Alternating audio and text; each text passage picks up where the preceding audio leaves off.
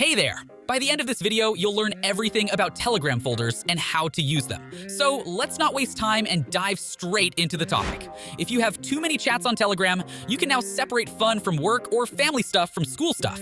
Then swipe between the tabs to quickly access any of your chats. To create a folder, follow these steps. First, open the app and go to the Settings tab.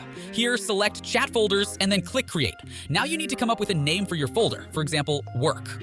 Once you've done that, you can add chats to the folder by clicking Add.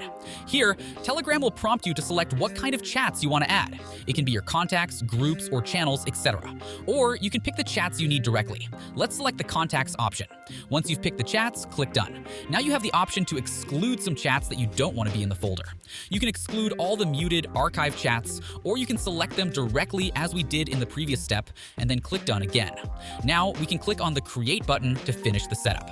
Now let's go back to the Chats tab to see the results. As you can see, there is a new tab at the top of the page. You can just click on this tab or swipe the page to open the folder.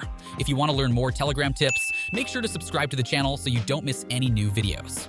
Moving on, to add new chats to the folder, simply select the chat that you want to add and click Add to Folder. You can remove any chat from the folder the same way. Also, you can click and hold the folder's name to manage it. For example, to delete the folder. Don't worry, the chats inside won't go anywhere. You definitely need to try using Telegram chat folders. If you found this video helpful or if you have any questions, let me know in the comments. See you in the next video.